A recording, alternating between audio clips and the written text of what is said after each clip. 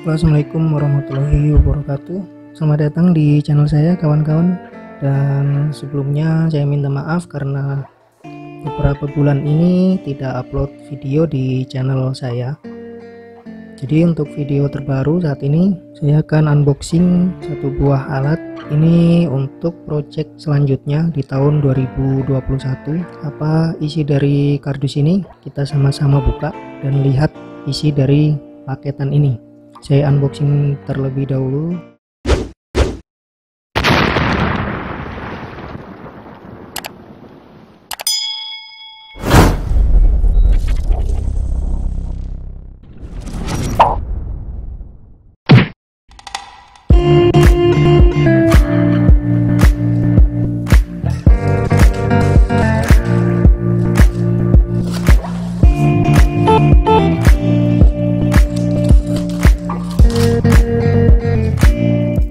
Jadi paketannya ini ada box kayunya supaya aman di pengiriman, dan di sini menggunakan skrup. Saya buka dulu skrup-skrupnya.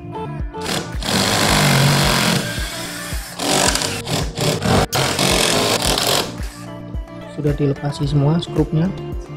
Kemudian kita buka sama-sama.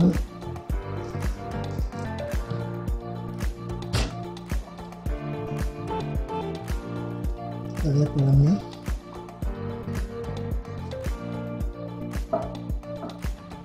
Oke, jadi ini adalah sebuah kit inverter yang saya order dari Indoware. Teman-teman bisa cek di lapaknya, ada di Tokopedia. Ini adalah inverter dengan jenis low frequency inverter, ditandai dengan adanya trafo toroid di sini. Kemudian ini kit drivernya menggunakan EGS 002.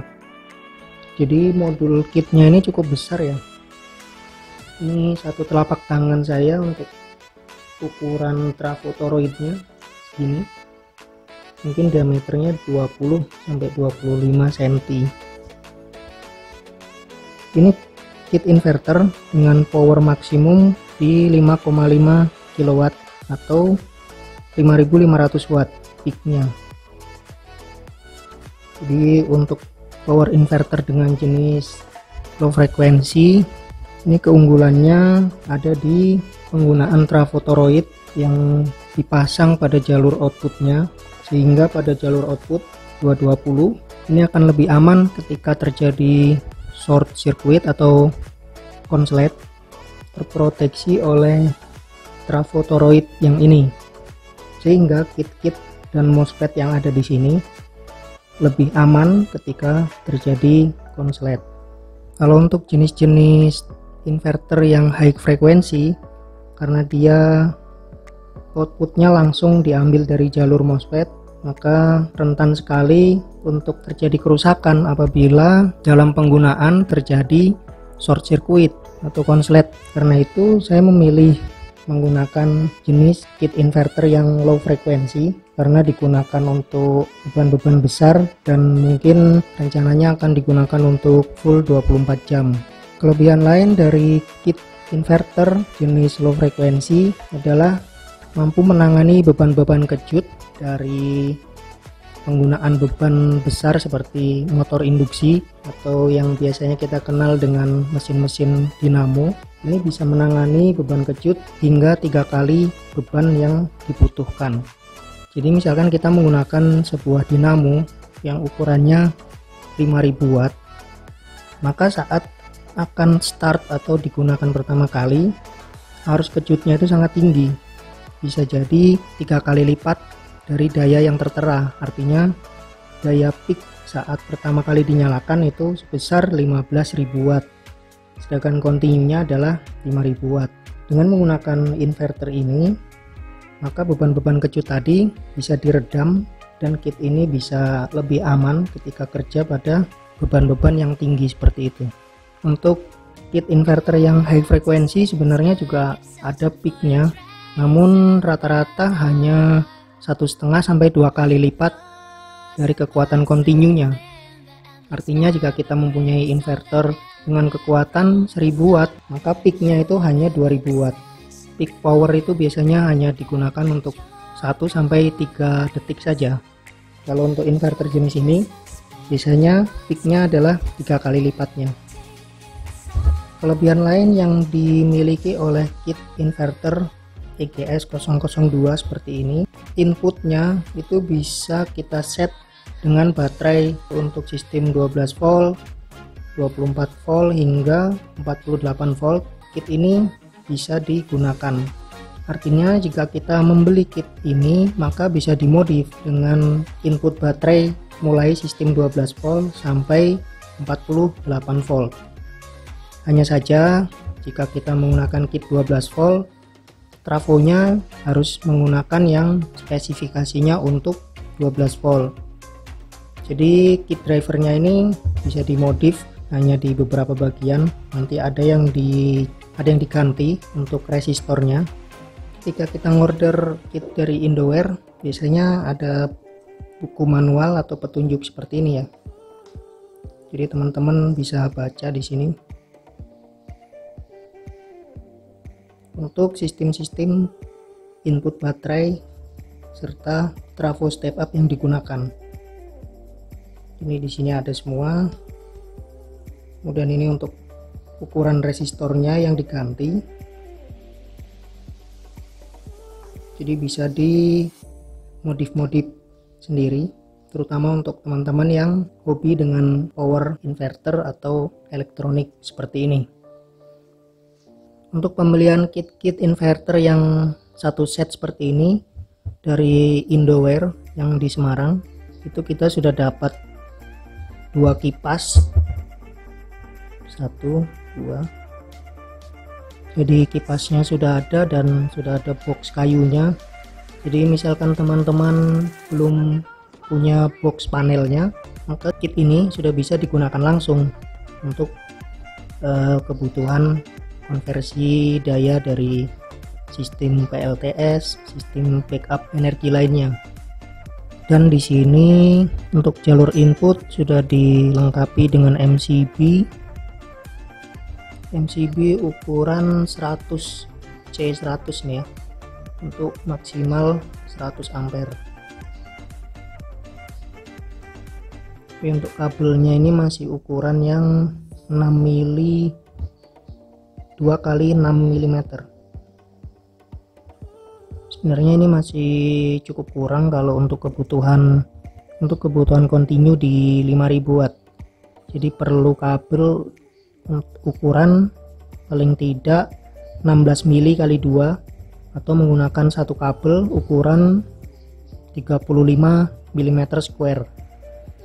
Kalau kita gunakan kabel bawaannya ini, maka bisa meleleh ya kalau untuk kebutuhan daya yang tinggi, karena untuk sistem 48 volt dengan output 5000 watt atau 5,5 maksimalnya, itu akan membutuhkan arus input 48 volt sekitar 100 sampai 120 ampere.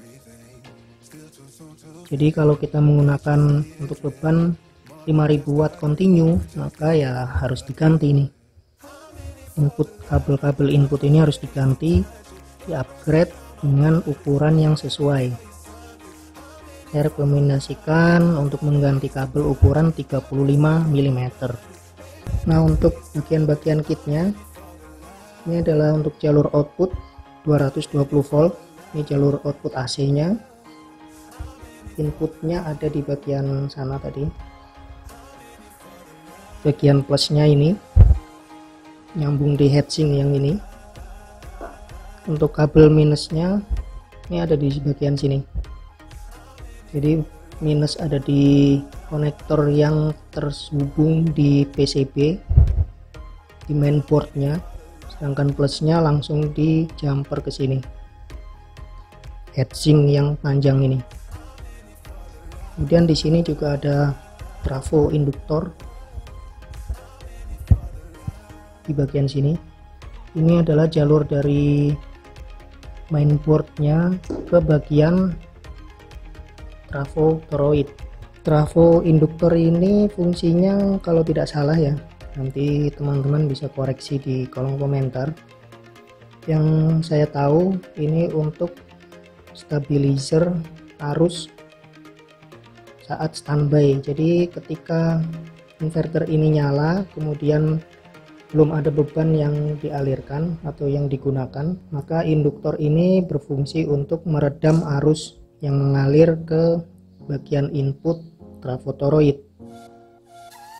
Kalau tidak salah, jika tanpa menggunakan induktor ini, maka arus standby-nya akan tinggi. Jadi konsumsi daya untuk standby itu bisa tinggi. Karena itu di sini digunakan trafo induktor. Ini cukup besar ya trafonya. Kemudian ada dua jalur di sini untuk input dan outputnya langsung ke trafo toroid step up. Setelah ini mungkin akan saya tes dulu untuk menyalakan inverter ini. Kemudian kita cek arus standby-nya berapa. Jadi kita bisa tahu konsumsi daya dari inverter low frekuensi yang ini ketika belum ada beban yang digunakan.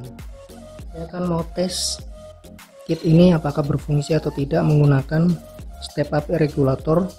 Ini akan saya input dengan baterai 12 volt, kemudian outputnya jadi 48 volt atau sekitar 50-an lah. Dan baterainya saya masih gunakan yang ini, lithium iron phosphate 12 volt. Saya rangkai dahulu untuk baterainya.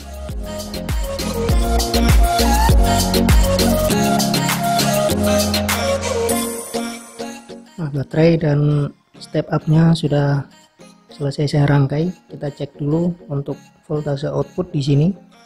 Untuk mengatur tegangan outputnya, di sini ada sebuah trim pot yang bisa diputar dan bisa untuk setting voltase output di bagian sini.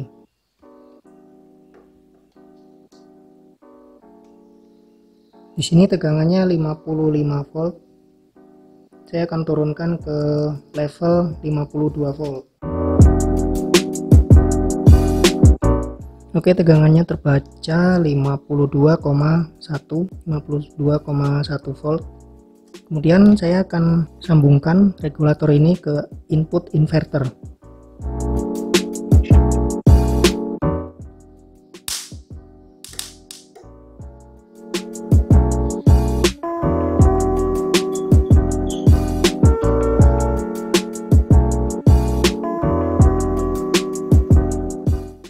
Inverter ini sudah bisa kelihatan di LVD-nya, itu bisa nyala dan menampilkan tegangan. Kita lihat lebih dekat. Nah, ini teman-teman bisa lihat di sini voltasenya tertera 52,6 dan ini tidak stabil ya, agak naik turun. Tapi kalau dilihat tadi dicek pakai voltmeter, ini tegangan dari step up regulator ini adalah outputnya 52,1 volt.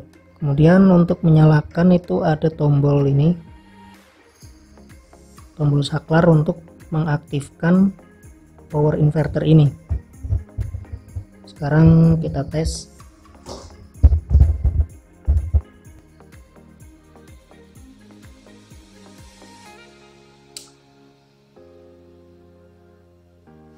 Nah, ketika inverter ini aktif,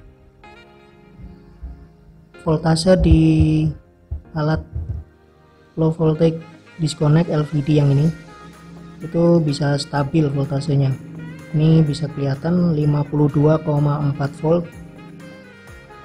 Kemudian untuk LED yang warna hijau di sini pun udah menyala, indikasi bahwa kit inverter ini sudah bekerja. Sekarang kita cek tegangan output dari trafo ini apakah sudah keluar 220 volt. Saya tes untuk outputnya. Terbaca di sini terbaca 218 volt untuk output AC dari trafo ini. Selanjutnya saya akan tes untuk arus yang dibutuhkan saat standby dari inverter ini. Saya gunakan klem meter.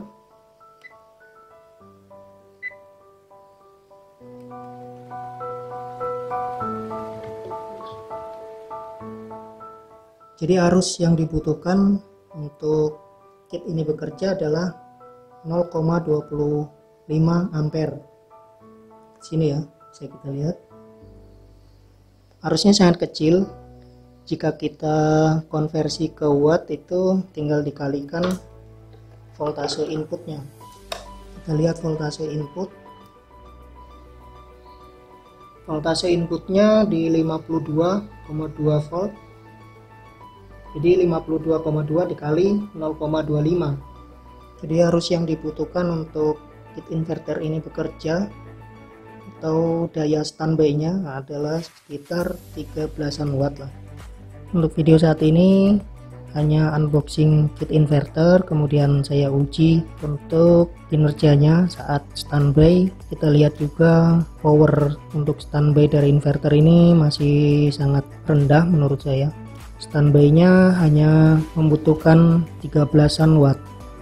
Kemudian di sini ada suara dengung ya.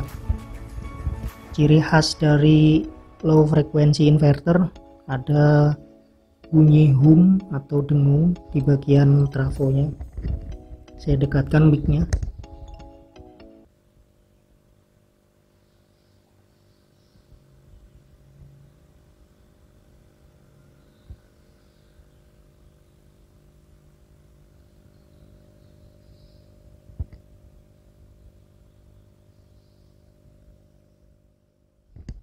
Nah, jadi suara dengung itu normal kalau untuk jenis-jenis inverter low frekuensi seperti ini. Untuk selanjutnya mungkin nanti akan saya tes inverter ini dengan beban yang lumayan, atau mungkin bisa kita tes daya maksimalnya. Karena ini kemarin saya pesan untuk di set akan protect jika beban yang digunakan sudah melebihi 5,5 kW atau 5500 watt. Tapi karena saya belum punya baterai yang mampu untuk menguji inverter ini, jadi ya ditunggu kelanjutan dari video project pembuatan pembangkit listrik tenaga surya. Ini nanti akan saya teruskan di video-video selanjutnya. Demikian video yang saya buat, semoga bisa memberikan sedikit informasi dan memberikan video-video update di channel saya. Untuk beberapa kesalahan-kesalahan pemahaman yang saya sampaikan barusan, teman-teman bisa koreksi dan beri masukan di kolom komentar dari video ini. Terima kasih dan saya pamit. Assalamualaikum warahmatullahi wabarakatuh.